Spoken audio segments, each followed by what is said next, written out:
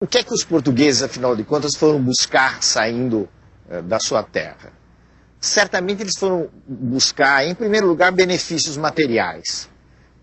Eram duas coisas as grandes atrações do tempo. Eram o ouro e as especiarias. As especiarias eram produtos como a pimenta, a noz moscada, cravo, canela, que serviam principalmente para disfarçar o mau gosto dos alimentos.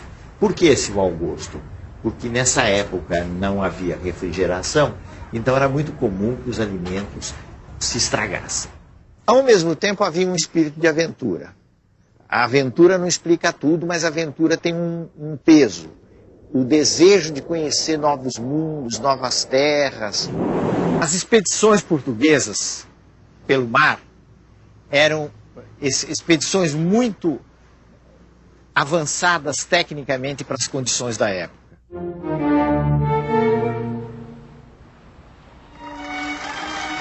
Os portugueses inventaram um navio leve extremamente eficiente, que era a caravela.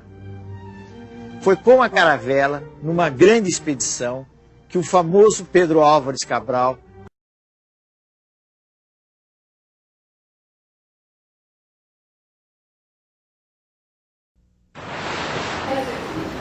Terra vista, terra vista. Então, essa chegada, podemos dar certo que foi uma coisa impressionante.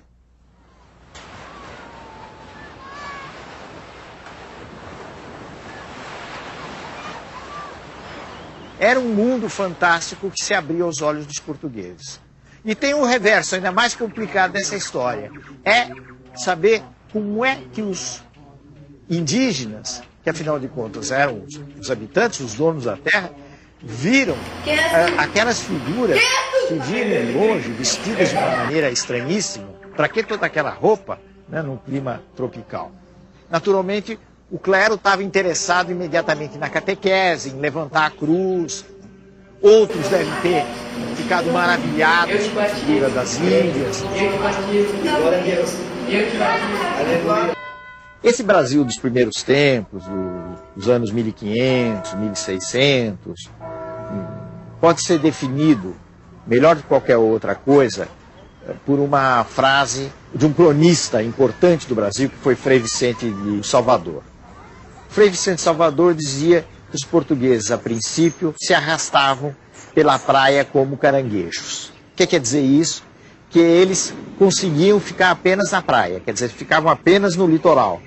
E muito concentrados no litoral do Nordeste. Eles estavam muito preocupados e muito interessados no comércio com a Índia.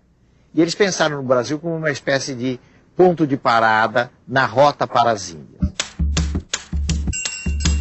A primeira forma de governo do Brasil colônia foi o sistema de capitanias hereditárias. As capitanias, em geral, fracassaram, com exceção de São Vicente e Pernambuco. Diante do fracasso, então, Portugal estabeleceu um sistema centralizado de governo, que foi o governo geral. Quando os portugueses chegaram à conclusão de que era preciso dar um ganho econômico ao Brasil, eles se concentraram principalmente na produção de açúcar, plantando a cana-de-açúcar. Eles tinham uma grande vantagem na plantação da cana-de-açúcar, no refinamento do açúcar, porque eles já tinham uma experiência na costa da África. Eles haviam colonizado as ilhas da costa da África e conheciam muito bem o negócio do açúcar. Os escravos vieram em condições muito penosas para o Brasil. Morria muita gente na travessia da costa da África para o Brasil. Chegando aqui, eles, em geral, ficavam muito perdidos do ponto de vista da sua organização, nos primeiros tempos. Porque eles vinham de várias regiões da África, eles muitas vezes não se conheciam, e isso era incentivado pelos senhores que não queriam que os escravos tivessem algum grau de organização. O que é que os holandeses vieram buscar no Brasil? Vieram realmente tentar uma colonização, ganhar postos no Brasil e, ao mesmo tempo, vieram fazer uma coisa muito importante, que tem a ver com a costa da África. Vieram controlar ou tentar controlar o comércio de escravos, tanto assim que ao mesmo tempo em que eles ocuparam o posto no Nordeste, ocuparam Pernambuco, eles avançaram sobre a costa ocidental da África. O Brasil do século XVII ainda é um Brasil pouco explorado. Era um Brasil atrasado, um Brasil mais indígena.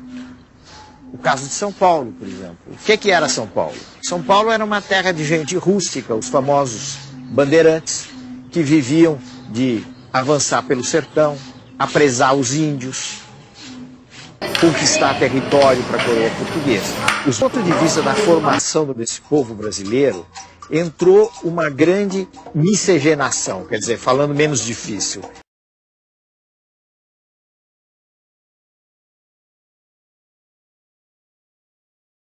Por obra da ação dos bandeirantes, essas entradas pelo interior, as minas de ouro foram descobertas na região que, por causa disso, veio a se chamar de Minas Gerais. E graças à mineração, a cidade cresceu.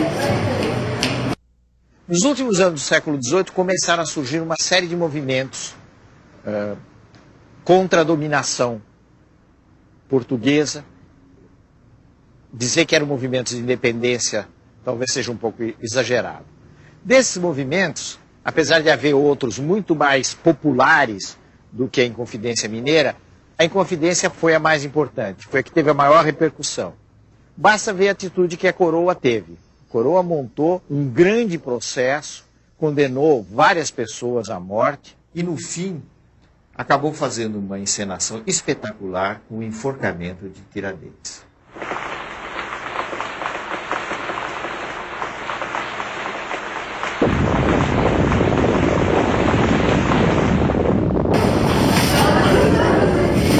Esse sistema começou a ser quebrado na medida em que a Inglaterra foi cada vez mais se tornando uma potência dominante no mundo.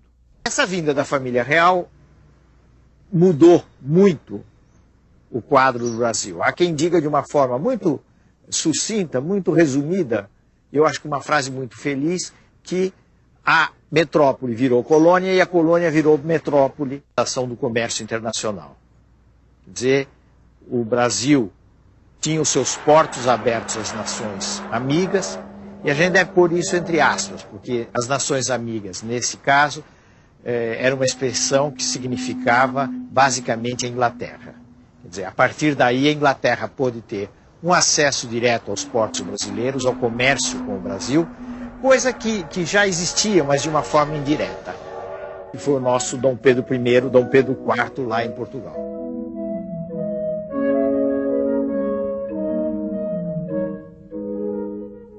Esse fato da presença de Dom Pedro e também as pressões das elites do Rio de Janeiro, sobretudo, acabaram levando a uma situação de progressivo atrito com as cortes portuguesas, situação que acabou concluindo com